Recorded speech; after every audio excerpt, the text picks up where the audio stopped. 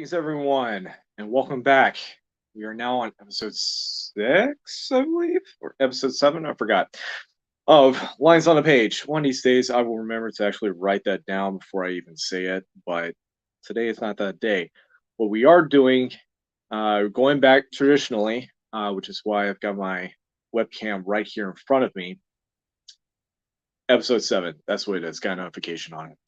All right, so we're going to be doing traditional. We're going to be doing Creature to Black Lagoon. However, I need to do a quick little blurb or whatever stuff that I've written down as far as events and whatnot. So if you give me about 3 to 5 minutes of your time, and then we'll go straight into what we're about to talk about and draw.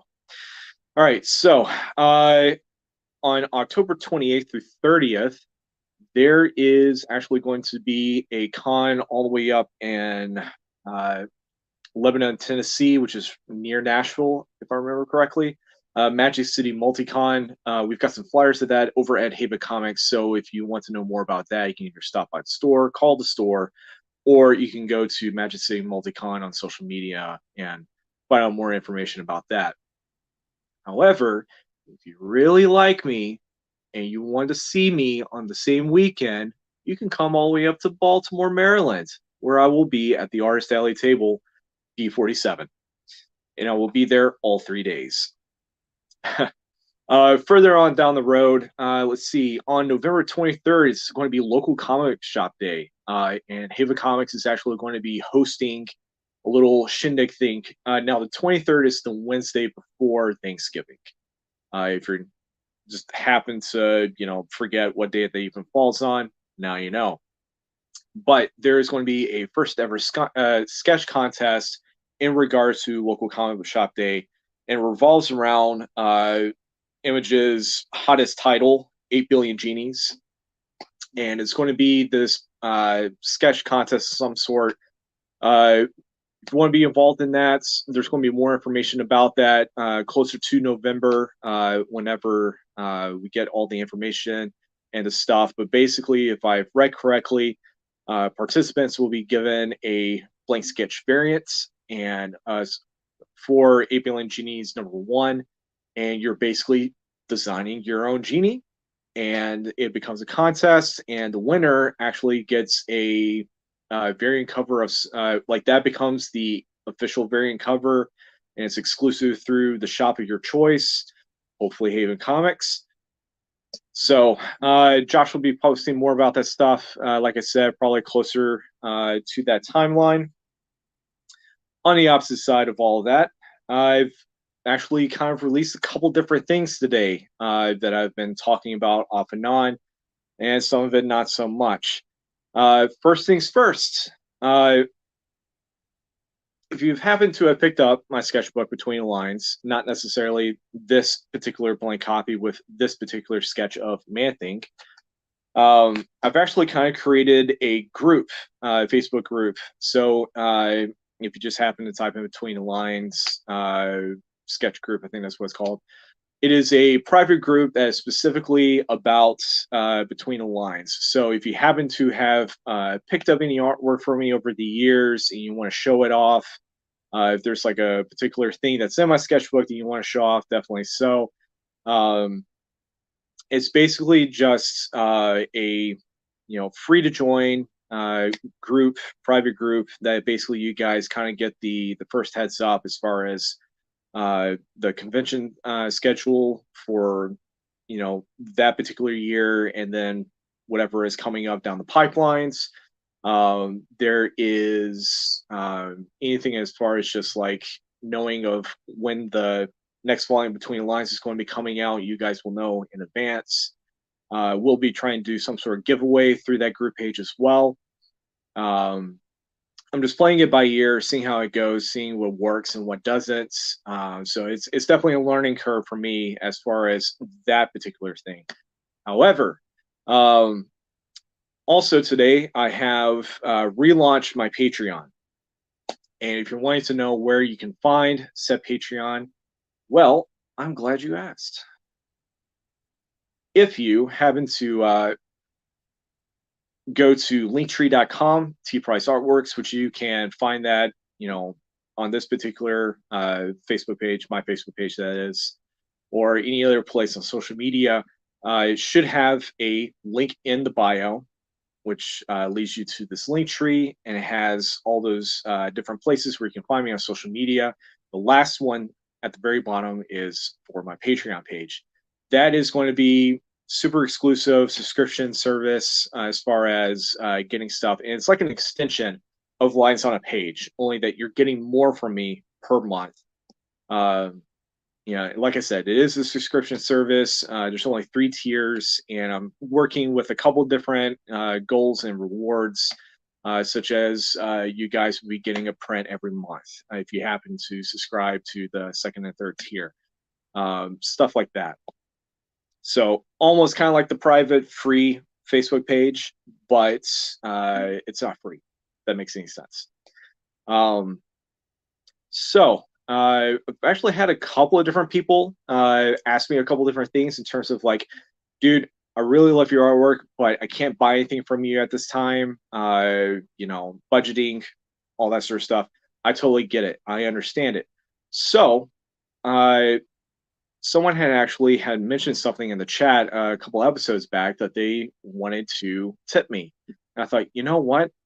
I never really thought about that. Never at all. So what you can do is that you can actually buy me a cup of coffee on Venmo. Because let me tell you, I run on this stuff. If I was doing a blood transfusion, there wouldn't be a blood type except for medium dark roast, for being honest.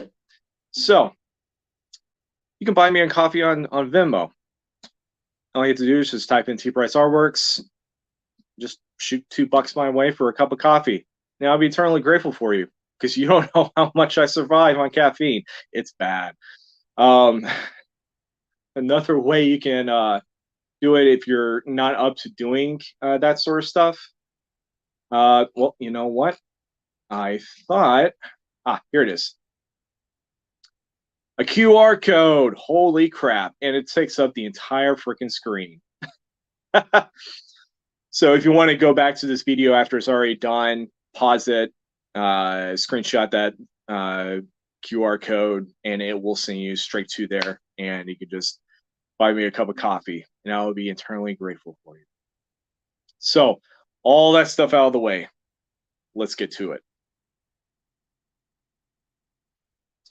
So let me do it. Here we go. All right, that out of the way. We're going to be doing Creature from the Black Lagoon. And I'm also putting down the materials that I'm using in the comments section. And we've got some people in the chat. Justin Butler, hello, hello. Hope you're doing well today. And Brent Hart, what's the name of the group again? You know what? I'm unsure of myself. That's why I'm going to be double checking on Facebook, which is really bad, considering that I just made this thing today. All right.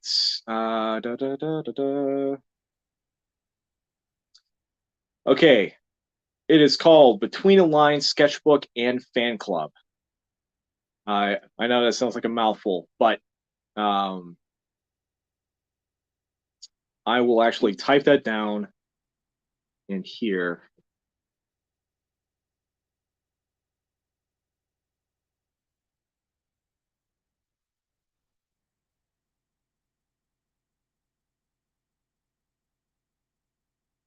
All right. There you go. Between Lines Sketchbook and Fan Club.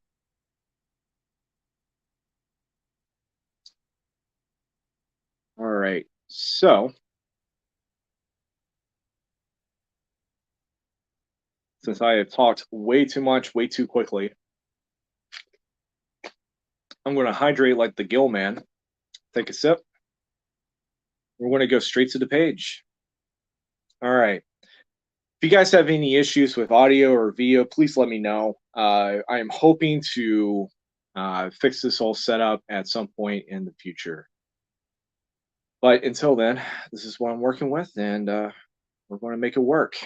So I'm actually going back and forth between two different references. The first one is the actual suit from the movie, and also a super old Art Adams pick that I found a while back. Because apparently he also did a Creature of the Black Lagoon comic at one point.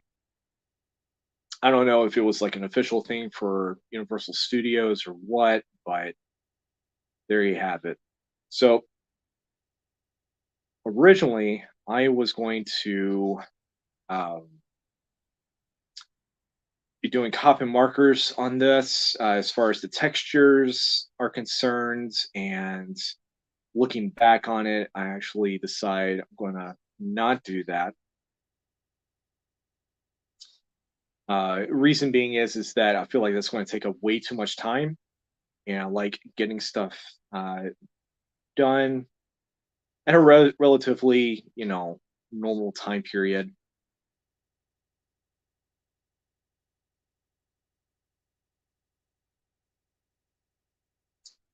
But if the show was longer, or if I was doing like a time lapse video, I might be able to do that instead. But since that's not the case, and I am nowhere near that detailed compared to Art Adams, because oh man, the guy can cross hatch. Um,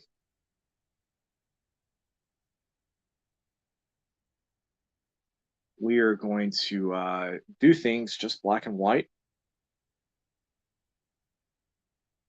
and we're going to make it kind of has his arms out, I guess. Or sorry, it's not really hands and arms, and more like weird claw paddle Morbius looking suction cup things. Let's see here. All right, awesome. Glad you found it.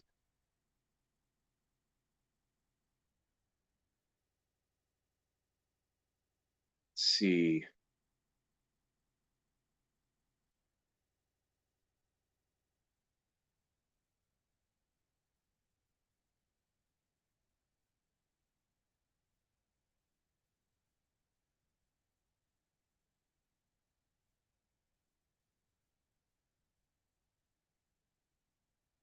So we are going to um, kind of blocking all this in. And the interesting thing is that I haven't actually drawn this classic monster a lot. And if we're also being super honest, as far as like the classic Hollywood monsters are concerned, um, this was actually one of the last ones I even actually got around to watching, and which I kind of hate that to a degree, because one of the first ones that I got to watch was the Invisible Man, and then Frankenstein, then Dracula, and of course the Lon Chaney Wolfman, and many years down the road, finally watched Creature from the Black Lagoon.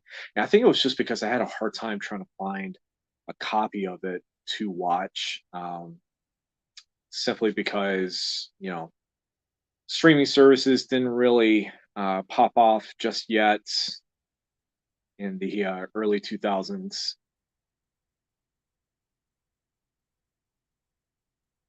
and the last of the video rental places were still hanging on by a thread.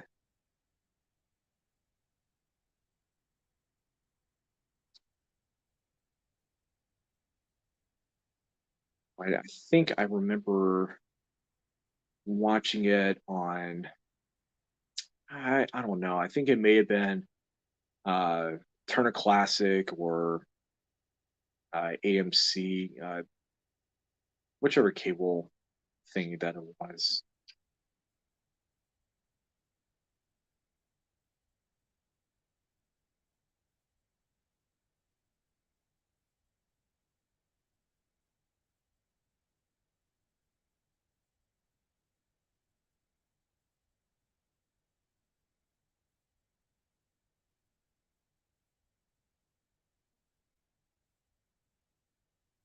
And I'm trying to make sure that I don't knock the camera.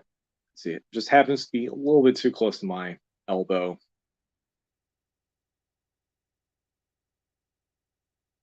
The other reason that I'm really having to use a reference on this is because I keep forgetting how many gills this guy actually has per side of his head. Because my memory wants to tell me it's four per side, but it's actually three.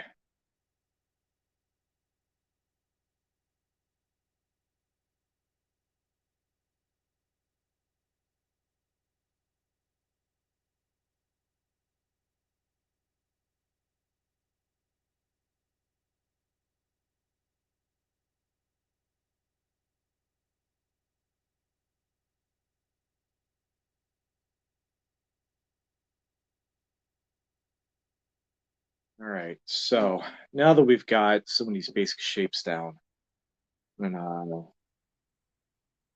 start erasing a few lines here and there and start piecing it a little bit at a time.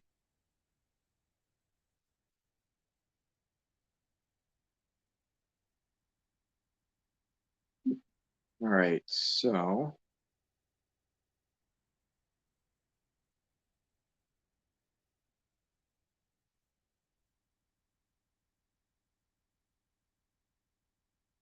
yeah, like I said earlier in the thing, uh, in this live stream, um, that just happens to be a thing.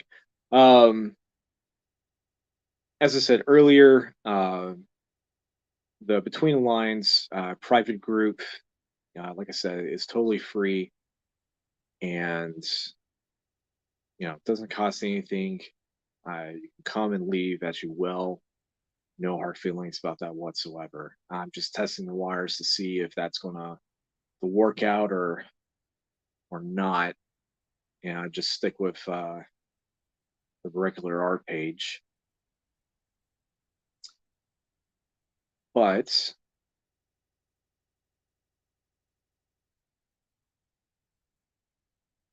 if you are wanting to, you know, get prints from me every month, themed sketches from me almost weekly, um, you know, definitely consider subscribing to my Patreon and choosing one of the three tiers.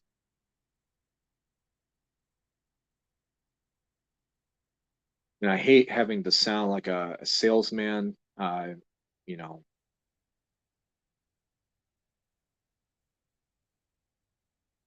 it's I like to think what I do speaks for itself.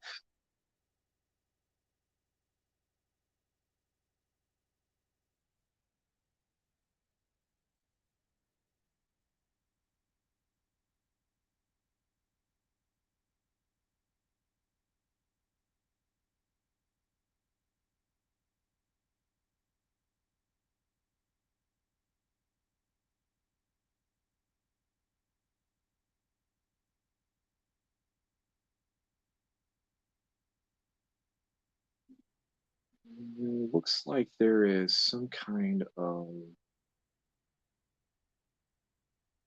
thing on the shoulders.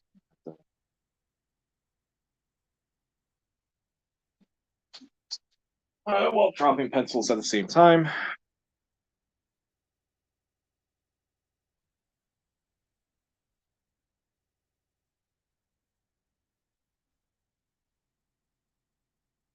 All right, so it's going to be that and a couple different sections of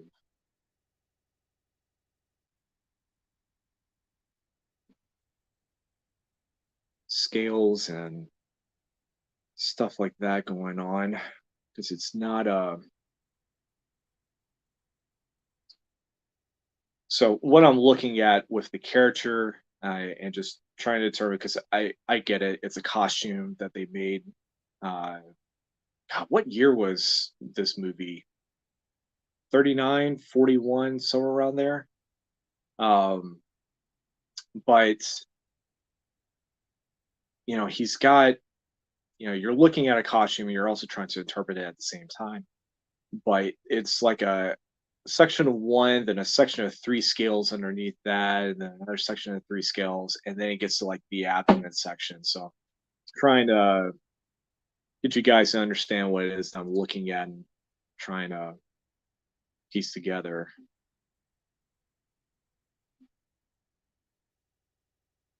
Gotta love these interpretations. All right.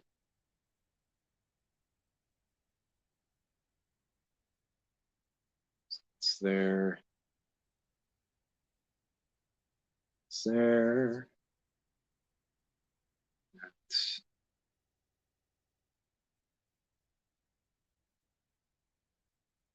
And make this a little bit more interesting. I'm gonna have them kind of coming out of the water.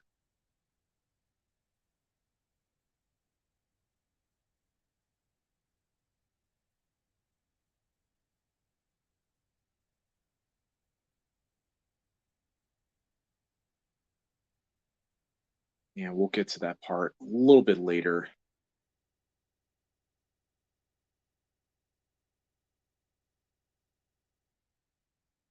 I think the easiest part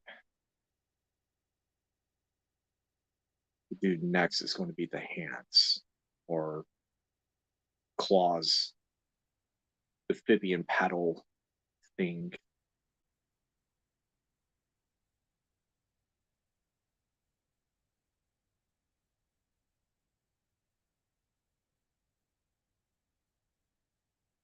And of course, it's got, the webbing in between the fingers.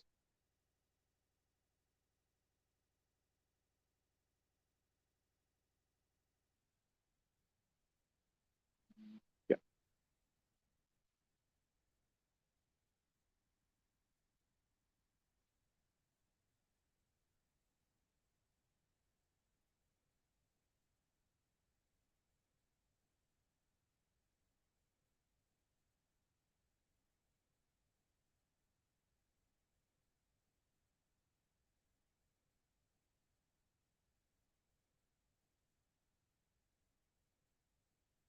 Let's see. Looks like he's got row of kind of looks like a fin of some sort.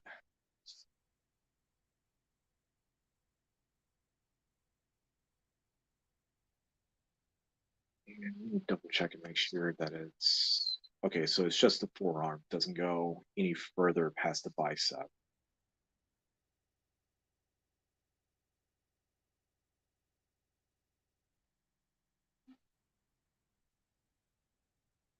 Same thing right here.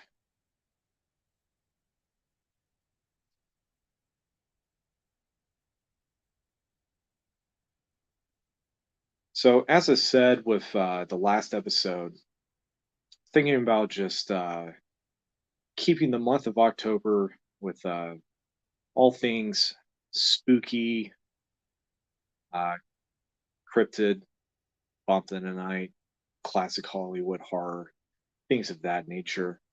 So if you have any recommendations or suggestions, or you just want to put in the comments who you would like to see me tackle for the next episode, go ahead and throw that in the chat.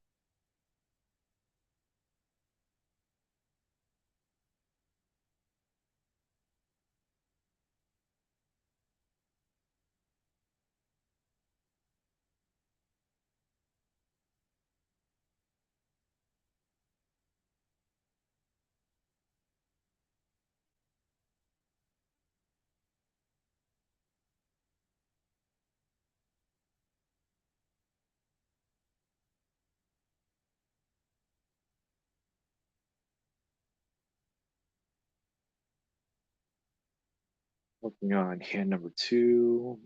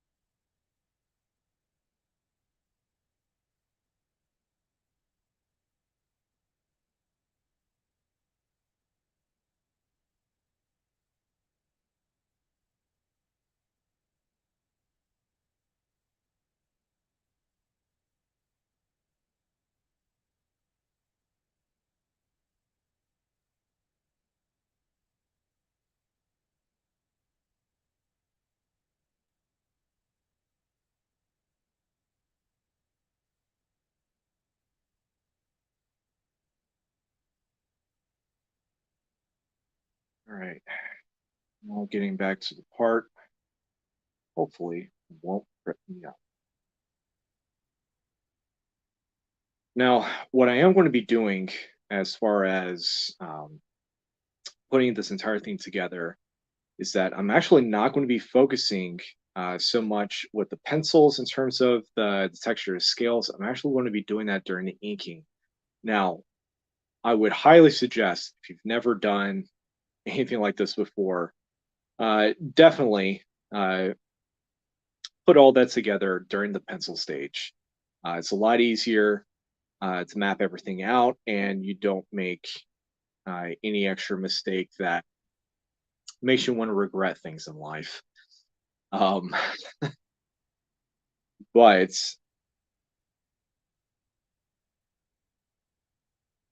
if you want to go big or go home,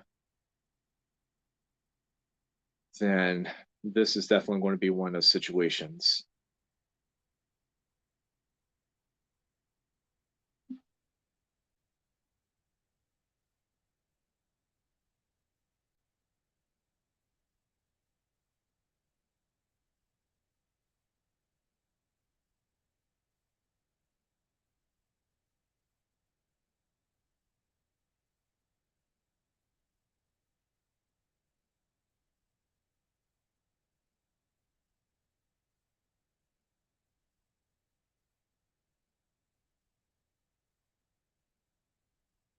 Okay, interesting.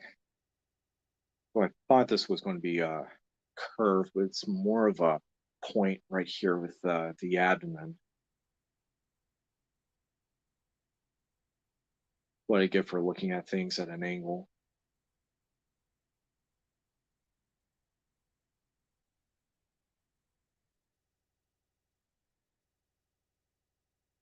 But you know what? That is part of the learning process.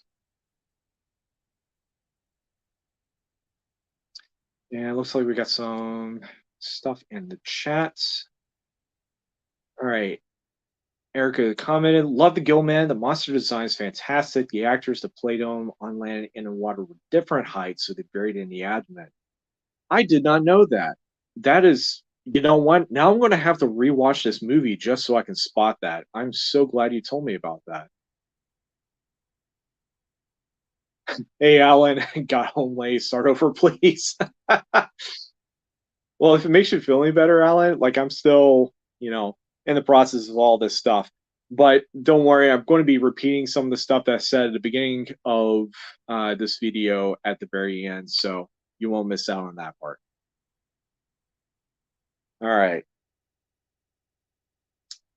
Gosh, that makes sense having like because that was kind of a common thing having stunt actors who are obviously which I mean it still is a thing having stunt actors that are different but look similar to uh you know height, build, whatever of the main actor.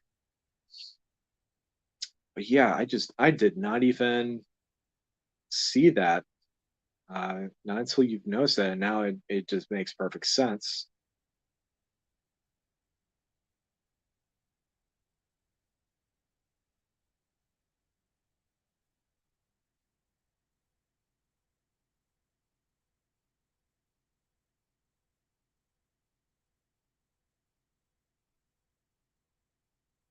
But as far as the design of the Gill Man is concerned, or Gill people, I should say, like I'm super happy that it's actually kind of making a bit of a comeback within media. So, case in point, Ape Sapien and Hellboy, um, and of course well, he's not really given a name in the movie in the Shape of Water, which ironically enough happens to be directed by Guillermo del Toro. Which, if you have not watched that movie, I highly suggest it. Uh, there is a couple of scenes not for children's eyes, um, but the movie itself is quite good. And I want to say that it won a couple of awards.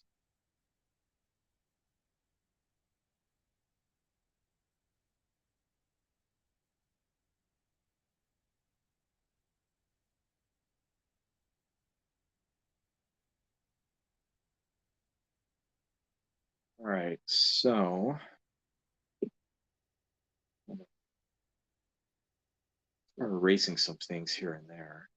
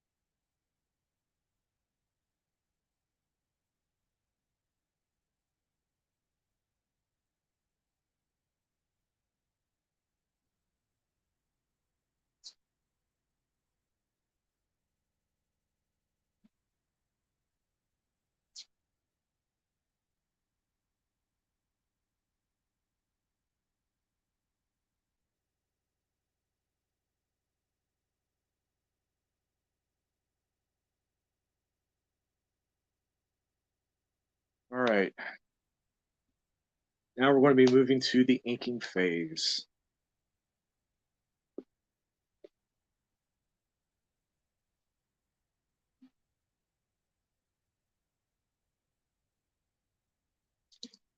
Uh, let's see here.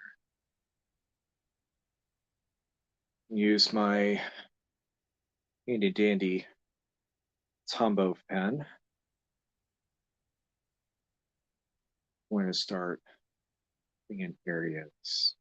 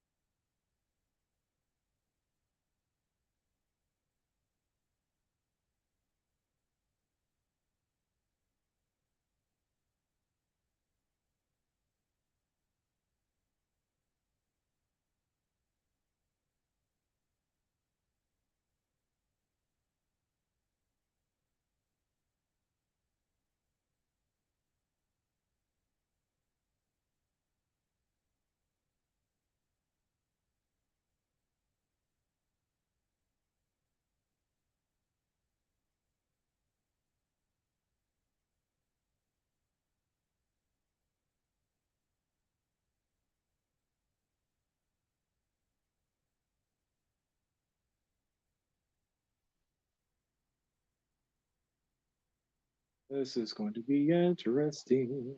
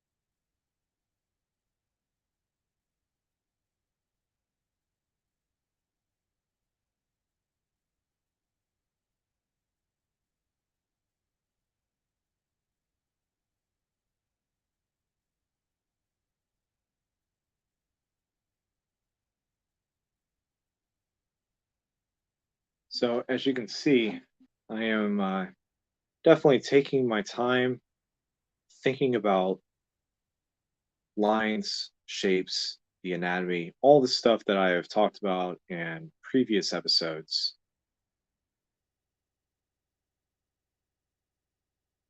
and applying it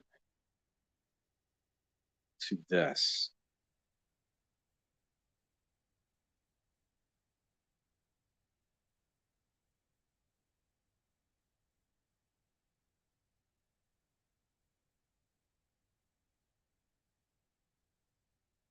So we got another person in the chat.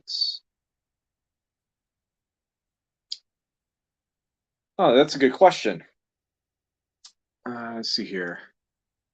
When doing classic creatures, what are your thoughts on artistic liberties? I want to keep that one up. So I think what's going to be considered, well, now I'm having to think about this before I even open up my mouth. Saw what you did there, Alan. Um,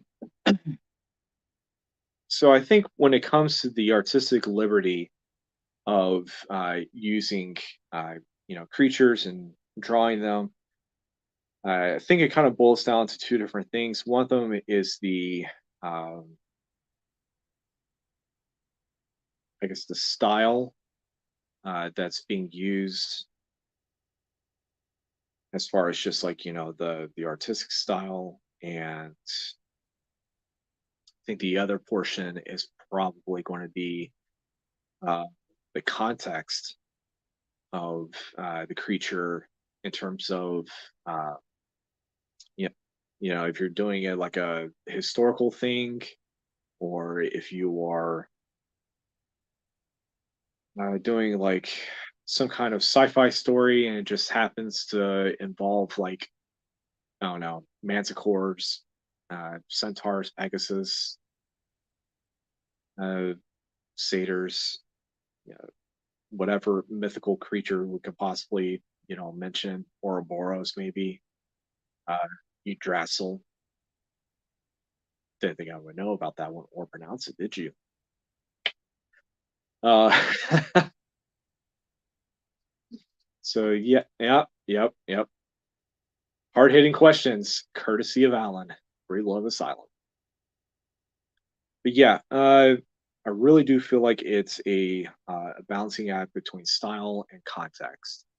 Um, so if we're looking at it from that perspective, I want to use the remake of Clash of the Titans, for instance. And it, no disrespect to Harryhausen and all the stuff that he did with the puppet work,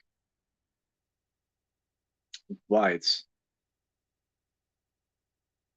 what was great for that time, and it's still, stuff like that.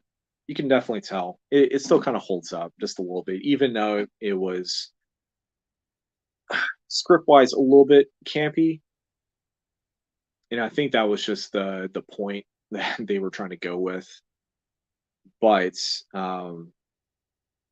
whereas if you look at um, the remake, and they turn it into basically just this whole blockbuster situation. Now I don't, if I remember correctly, I don't think the giant scorpions were in the original,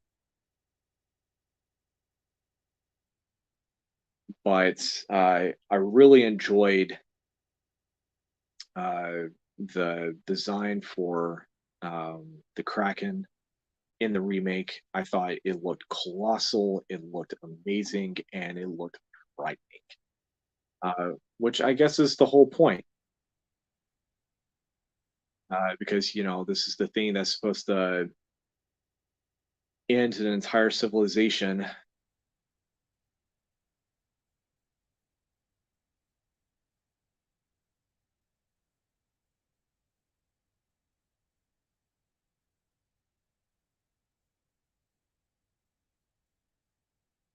So with that being said, the context and the art style that they did with the creatures in Clash of Titans, it fit, it made sense, and gave it a little bit of believability to it.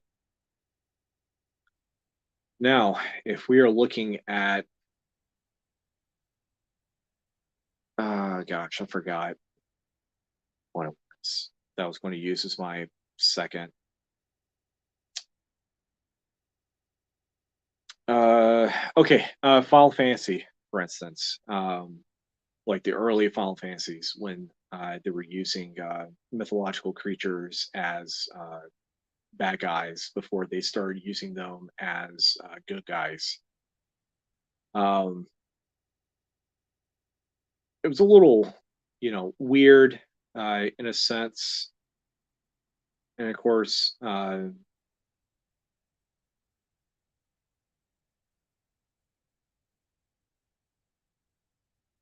but later on, it just kind of stuck and it kind of grew as the franchise just kept on rolling.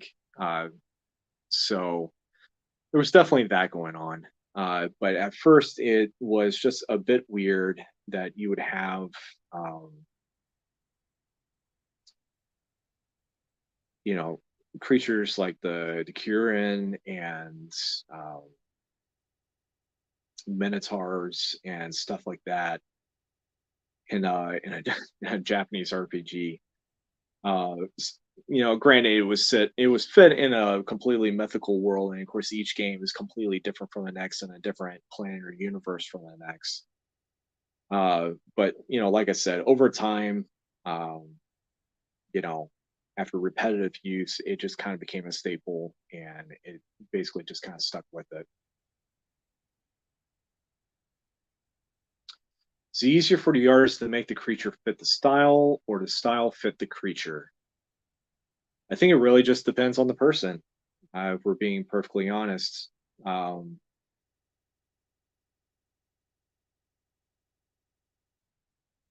and I'm actually so I don't want to name drop this particular artist,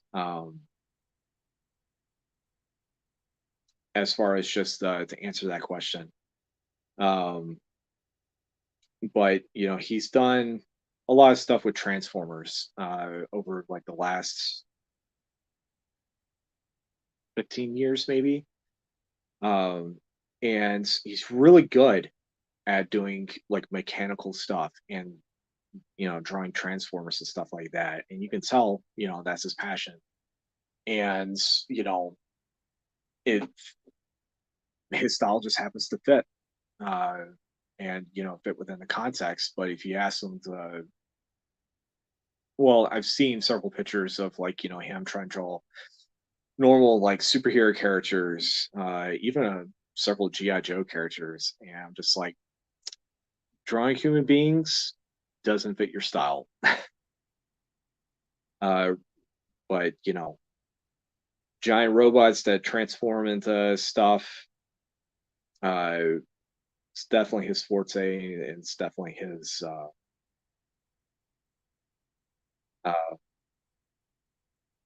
it's definitely his strong point. And it's and I'm not saying this to bash on the artist whatsoever. Um, because drawing very detailed mechanical stuff, uh, it it gets tricky. It really does.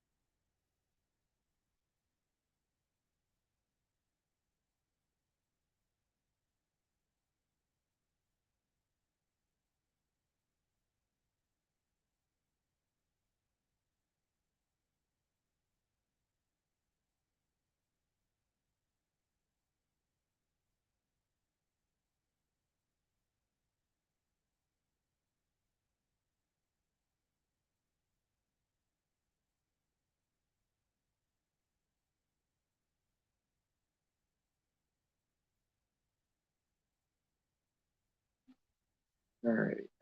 Yeah, I'm going to change the picture again so you guys can see what's going on.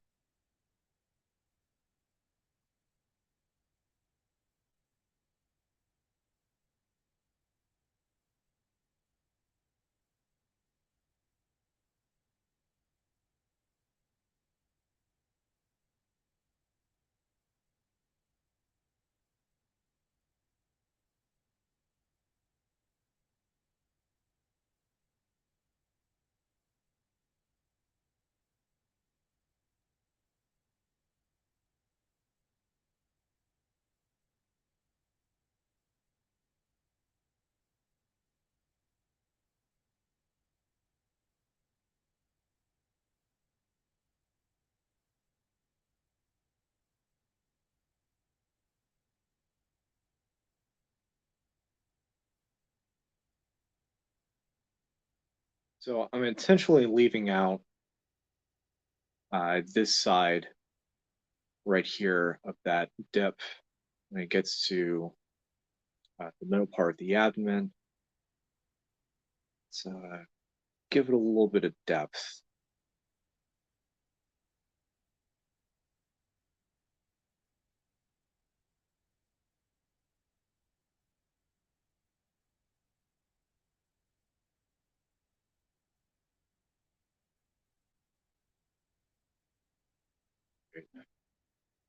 So I'm going to be switching to smaller pen.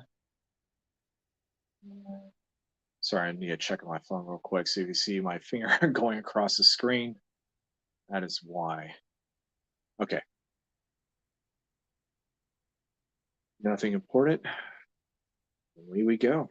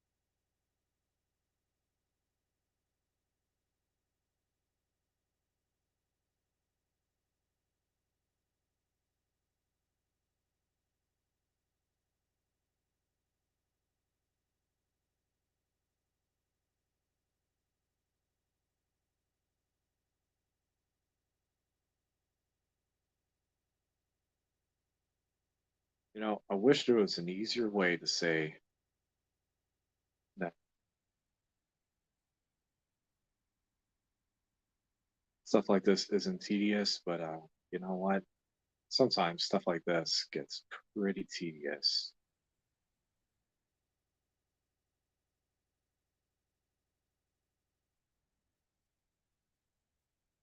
But at the same time, they also look pretty barren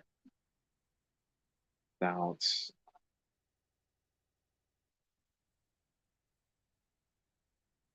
putting all these lines in and making them count.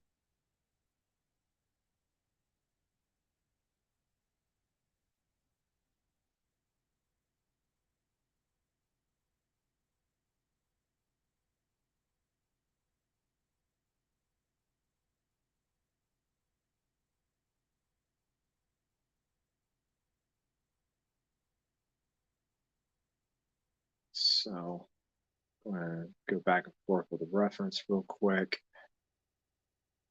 Okay.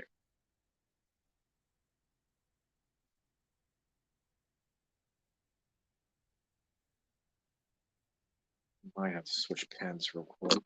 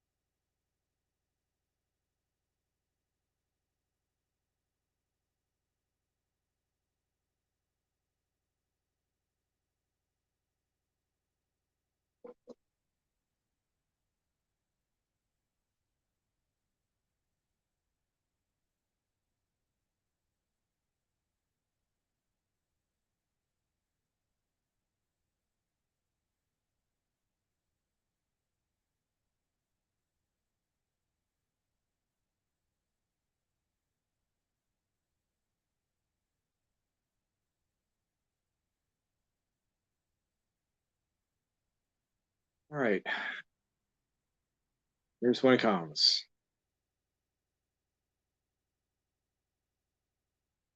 We're going to start blocking in all of these little areas, a lot of squiggles, a lot of lines.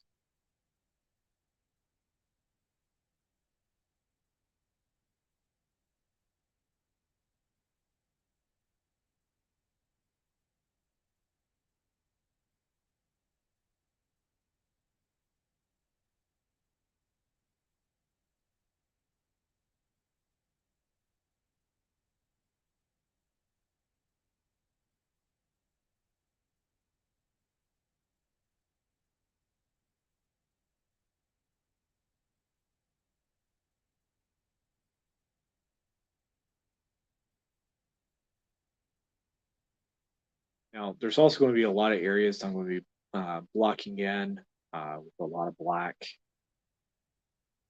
So I'm also trying to keep in mind about some of these areas as well.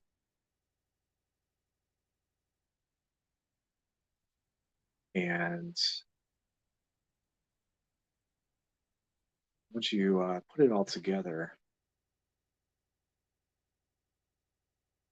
definitely starts to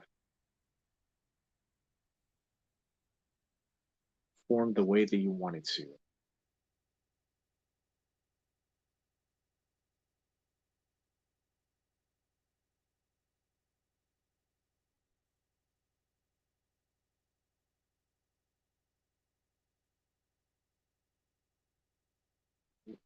So this as well.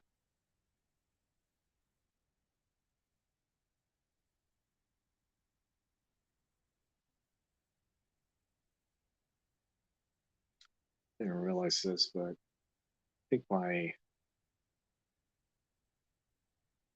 hoodie must have a loose thread or something because it keeps rubbing up against my neck. So I'm over here trying to make sure that I do not look like a crack addict when scratching my neck.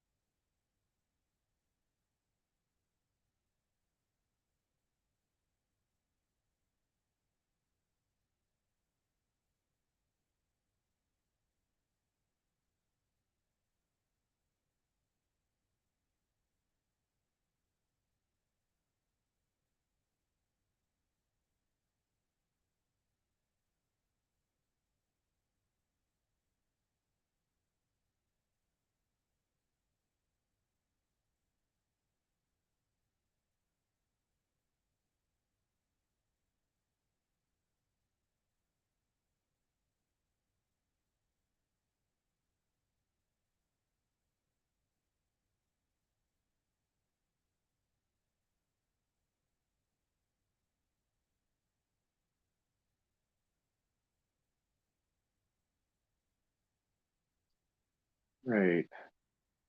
Do, do, do, do.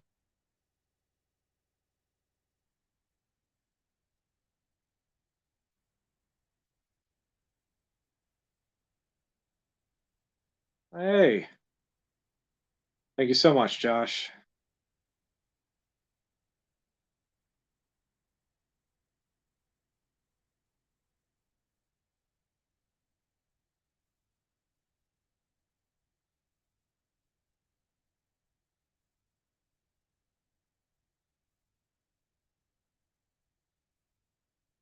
So, what I'm going to be doing as far as the rest of the shading and stuff like that is just going to be some obvious shading underneath the arm areas, right around here, the neck, obviously, eyes, mouth.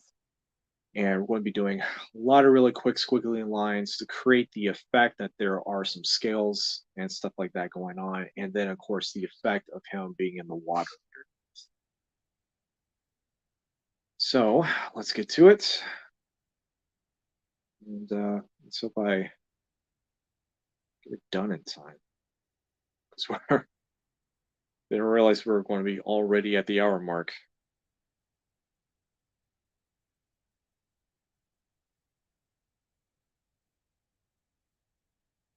Yeah.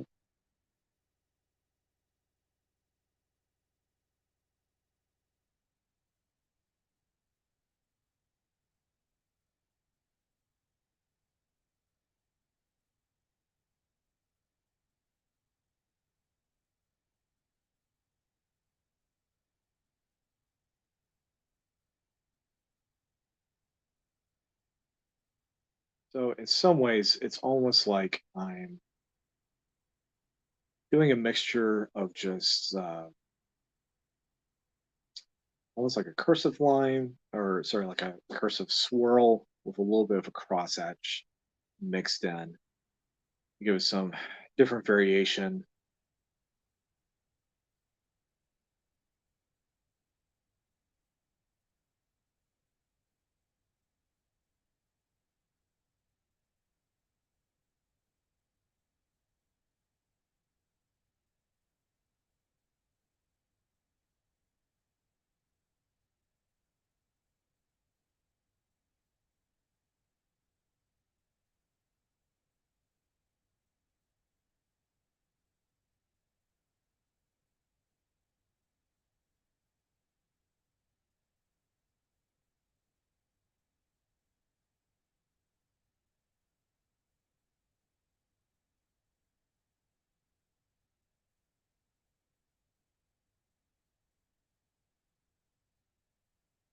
But as I've stated about 30 minutes ago, if there is a particular creature, character, as far as just, uh, something spooky, monster related, or whatever, keeping it within the theme of October, go ahead and drop that down in the comment section below. And we'll basically pick out what's going to be uh, the subject to do for the next episode for next week's Lines on the Page.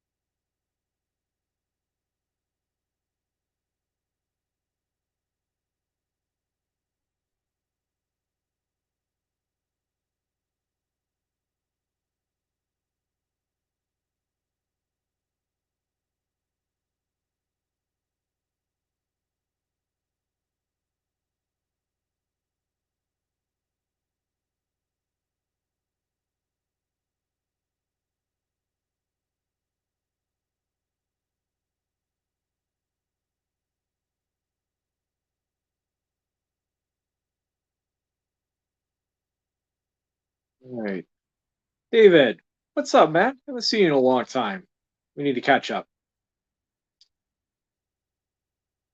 Alan, yeah, it's absolutely crazy how just like one shift of a pen or a pencil in terms of adding in a specific line to one place or another that just absolutely affects the the shift of everything.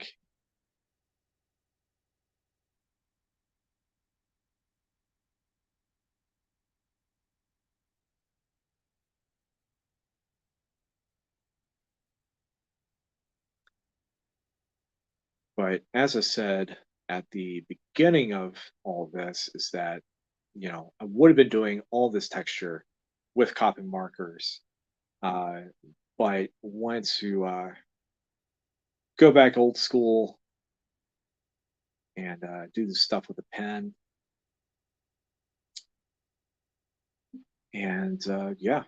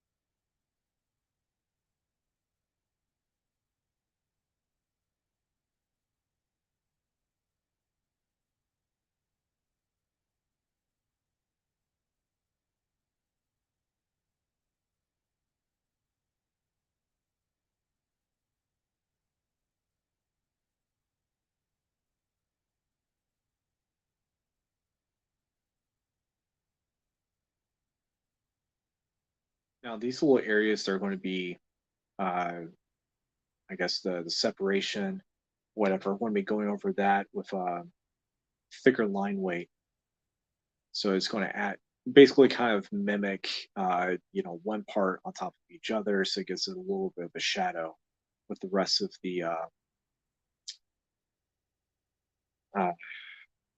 variations of lines got going on here.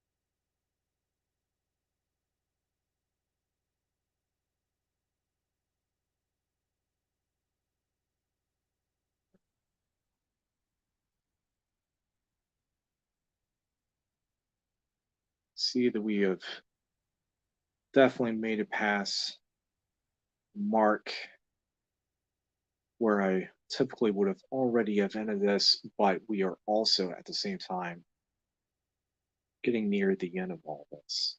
So you are in good hands,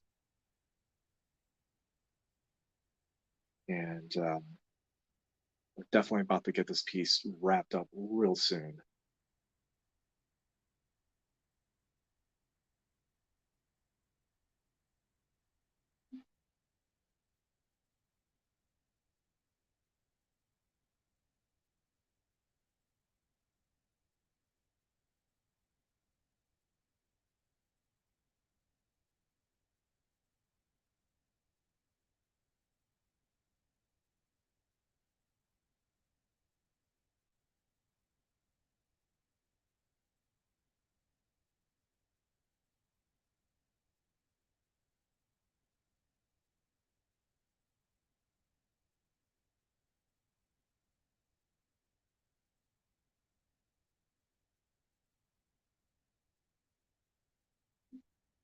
All right, now we're going to be blocking in some of the black areas.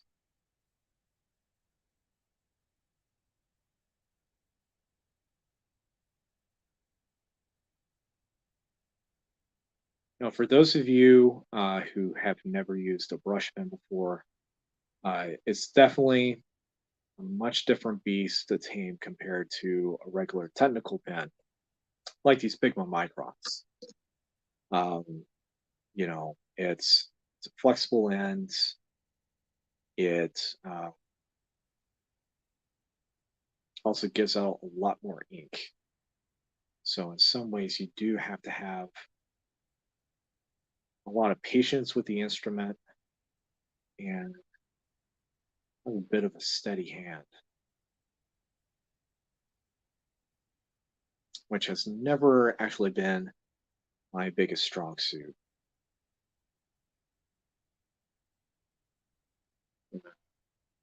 I think the thing that's helped me out with trying to get a bit of a steady hand is painting miniatures, actually, uh, especially when dealing with a lot of Warhammer figures and you want to go beyond what's considered as battle ready, which is basically base coat shading and um, uh, a simple highlight.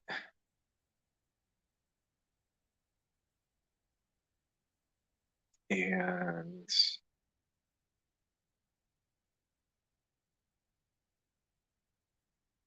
then you go into what's known as parade ready, which is basically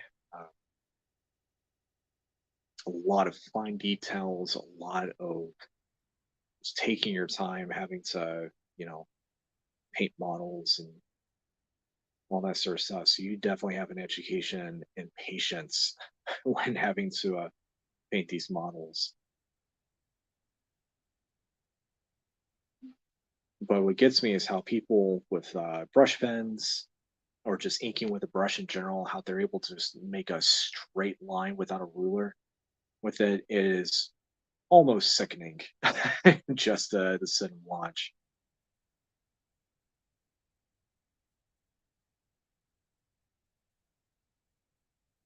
And Steven, nice for you to drop in, man. Thank you for showing up. And Living Mummy would actually be really fun to do.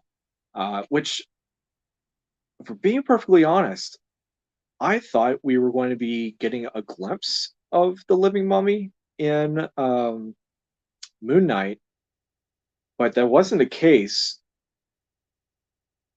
So, like, I'm not disappointed or anything like that. It was just one of those could have been, could have not have been kind of situations. So,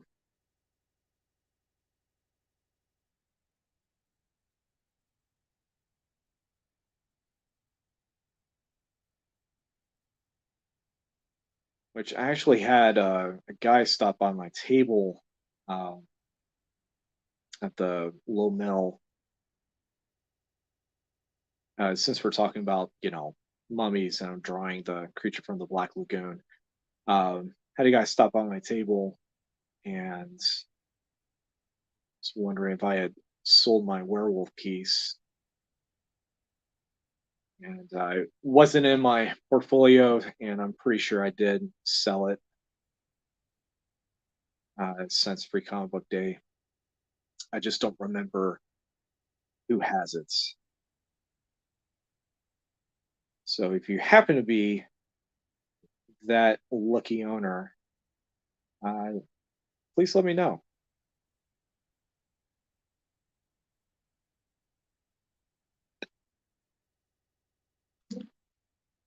Mm, realized I forgot this arm. Whoops.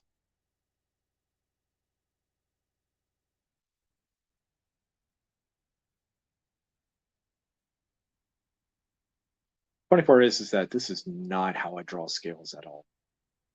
This is really just a super quick way of trying to do this within the short time span that I have.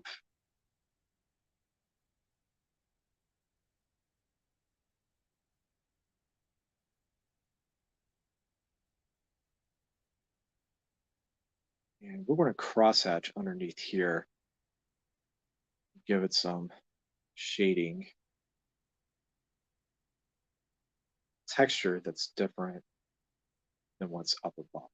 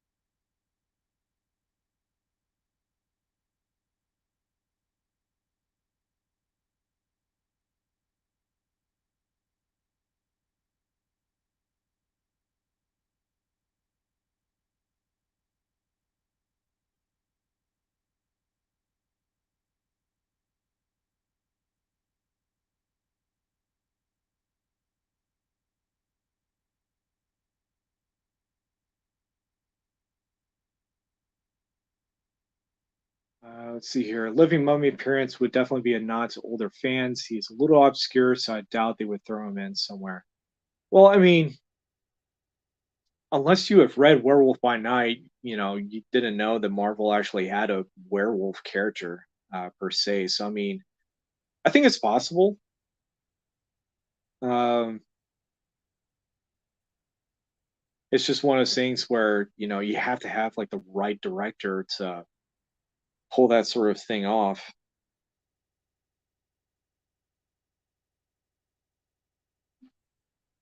And one of the things that I didn't realize was that apparently excuse me, there was a Man-Thing film that was supposed to have come out back in like 2005, and either it went to like direct the video or something. I'm not sure,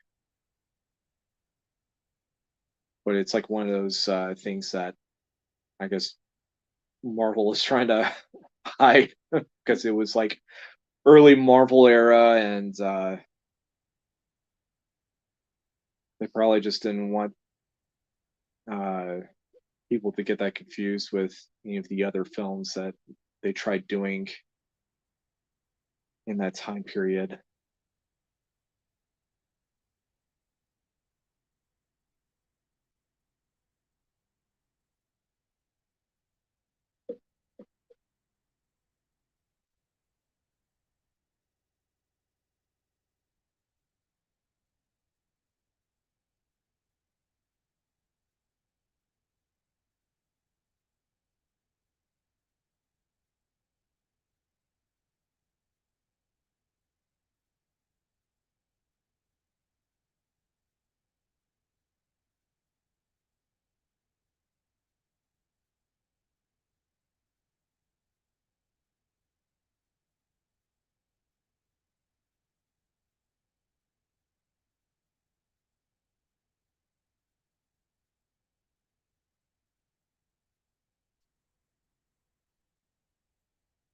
Early Marvel era is weird and interesting. Yeah, I definitely agree. I think the weakest movie out of that early era, like before the actual MCU popped in, I think the weirdest and weakest movie of the bunch was probably the Elektra film.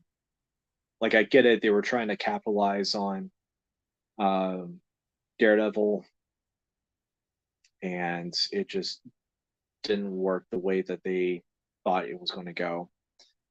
Um, Such is life, I guess. And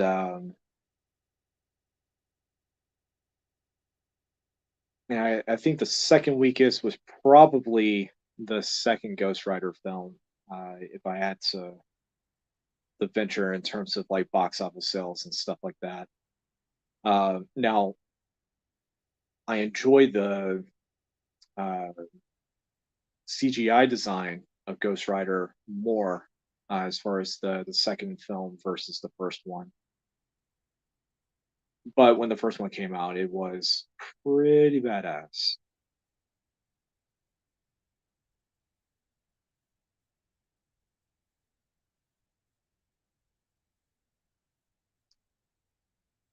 And I'm pretty sure the second Punisher film with what's the guy's name? Ray Stevenson, I think that's his name.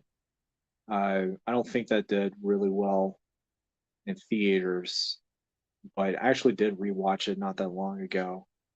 And it had its moments, but it also didn't pan out as well as that. At least they weren't responsible for the Green Lantern movie. You are not wrong. Love the Bible Werewolf by Night. So did I. That director would definitely be one to give us a Mummy or Dracula cameo. Yeah, definitely, definitely. My whole thing is just like trying to figure out where in the freaking timeline is Werewolf by Night, because I mean they show us the Avengers at the very beginning, and I know that they were trying to do you know the old school black and white horror thing, which they definitely excelled at doing that. Uh, but it's just one of those things where like I have no idea where in the timeline Werewolf by Night is supposed to take place.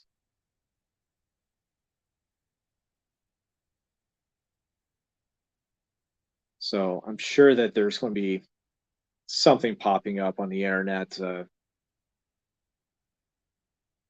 give a better idea about all of that.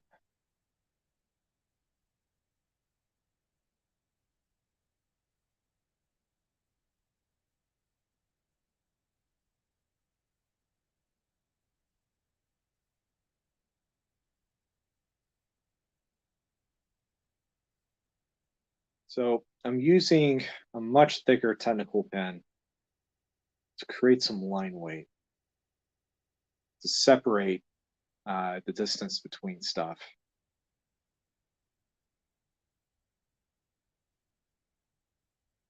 which I have no idea if it's coming across with this webcam or not.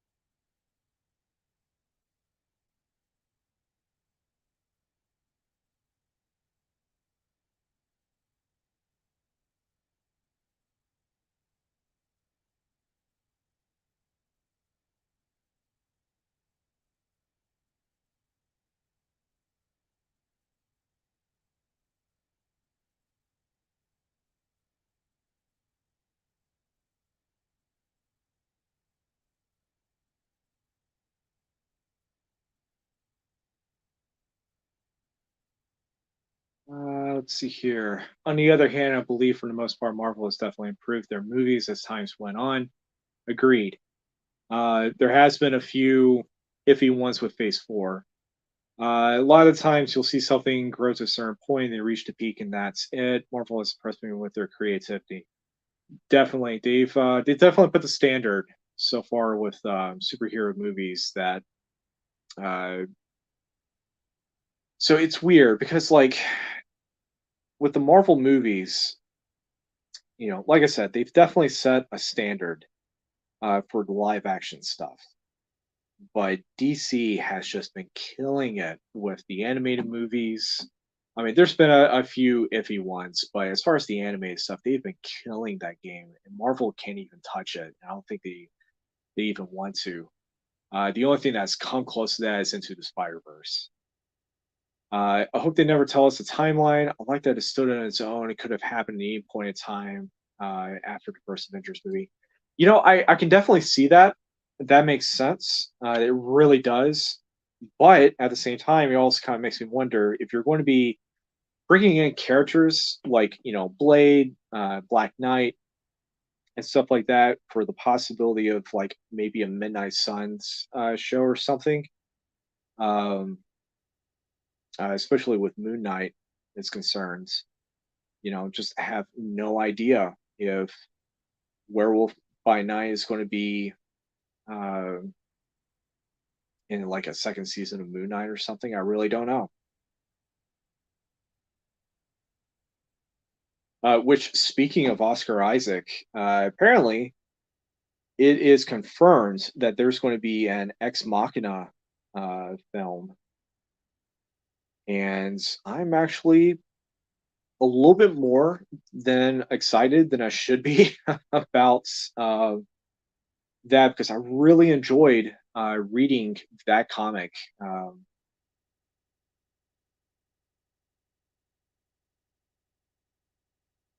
and so for them to be doing, a movie off of a Vertigo comic such as that is going to be interesting, especially if they keep it in the same timeline, which is the early 2000s. And, um, I didn't even think about Isaac being the person to be casted for that. My vote probably would have went to Jeffrey Donovan, especially if the movie was made probably a couple of years, back maybe 10 years ago. He would have been my choice, but yeah, now that they've said that he's the guy for it, I honestly can't think of any other person aside from him. So this is going to be interesting for sure.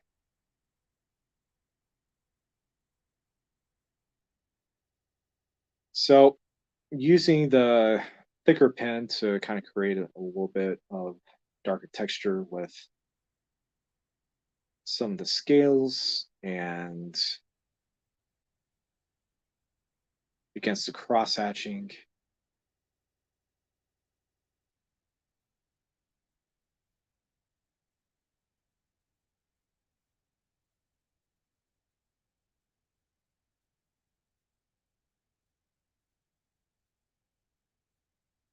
And I think this is one of the longer videos that we've actually done.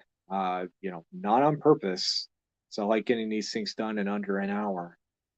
But glad that you guys have stuck with me for as long as you have today. Super grateful, super thankful.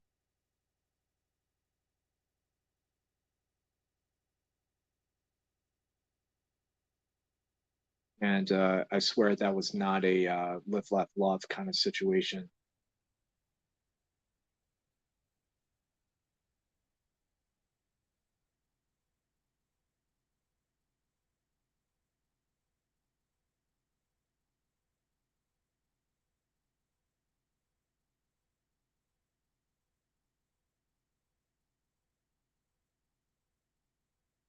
Uh,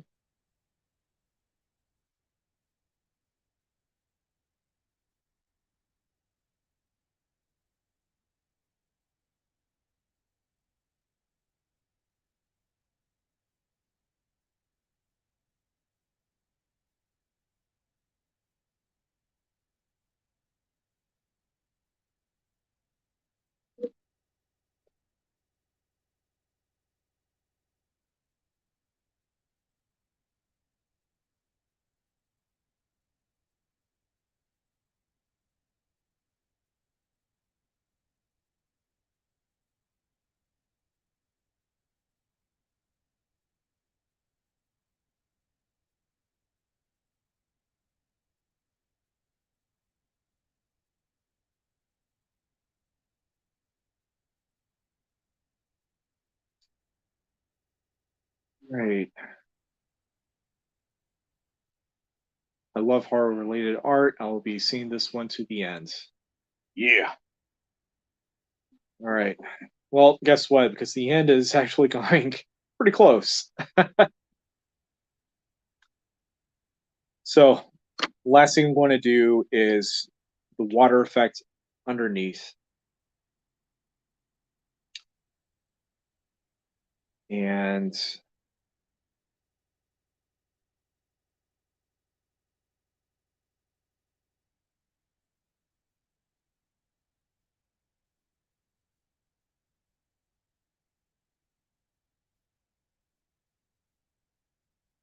the idea is basically kind of almost having him just kind of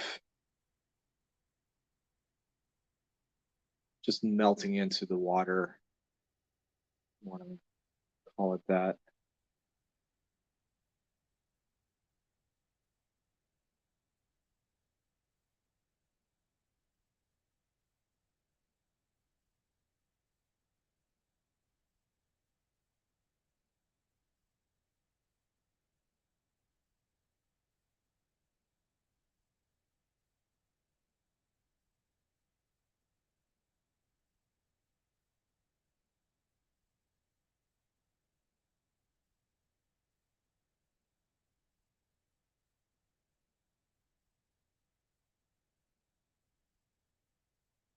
I'm sure at some point I will be doing a video on just how to draw elements.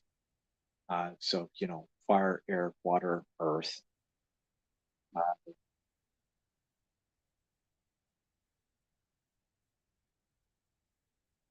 but won't be in today's episode, won't be in tomorrow's episode, or sorry, next week's episode, I should say. But at some point in the future, I definitely would like to do that because I'm sure that's something that um, that doesn't always really get talked about, and that's something that I had to learn super hard for myself, and that took a long time to come up with my own vocabulary um, as far as just trying to draw it.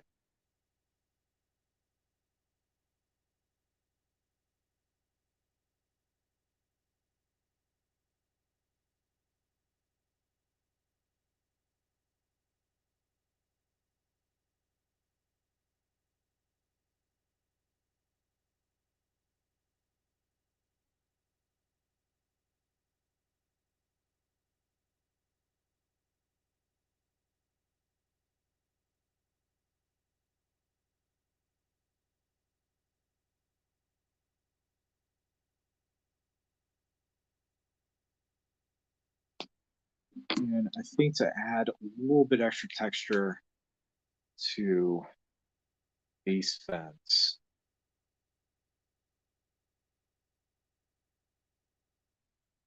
to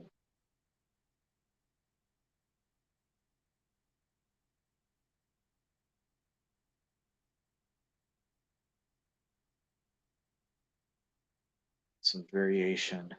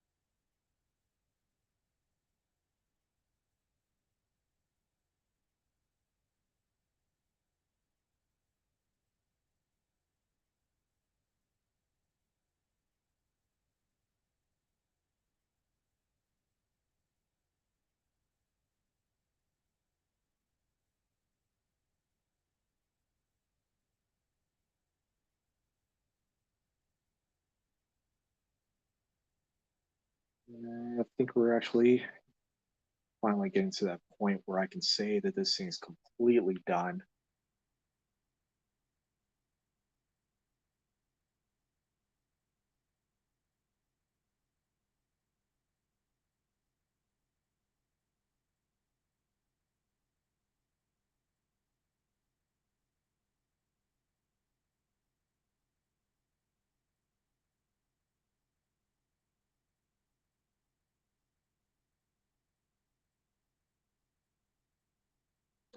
So last but not least, a little bit of white, pop things out.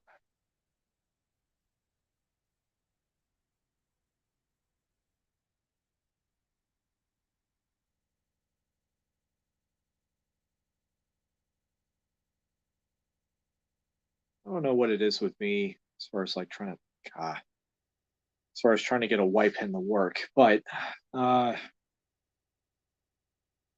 there is just something about my drawing, bad guys and monsters with like completely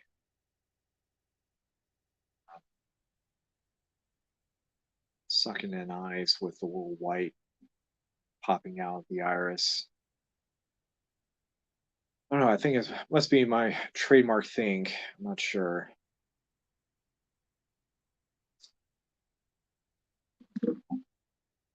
But like always sign the work.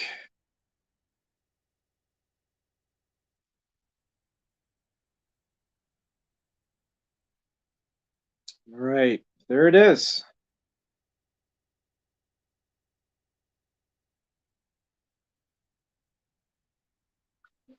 All right. Thank you guys again. I did not realize this was going to be an hour and 37 minutes long, but apparently it ended up being that case. I just want to thank you so much for staying as long as you guys have. So before you leave, a couple of little extra things. I'm going to repeat some of the stuff if you did not hear it at the very beginning. If you happen to like this video and you want to see more stuff involving me or with Haven Comics, please remember to like and subscribe. Every like, every subscribe, every follow, even every share helps us out immensely. If you happen to like anything that I do and you want to follow me, you can just like and follow me through linktree.com/slash tpriceartworks. And it's going to show you 5 different things on there. So on top of my being on Facebook, also on Instagram, also on Twitter. And I have relaunched my Patreon, which is the very last thing in that Linktree section. But at the very top, if you just happen to like anything that I've done and you're just like, I don't have money to pay you for art or anything like that because of budgeting or whatever, but because I know you like coffee, you can buy me coffee on Venmo. I just put in T Price Artworks. Shoot me a couple bucks for coffee because I run on this stuff. I really do. So, all that being said, thank you again for coming out tonight and watching this, and wish you all a good rest of your week. And I'll see you later.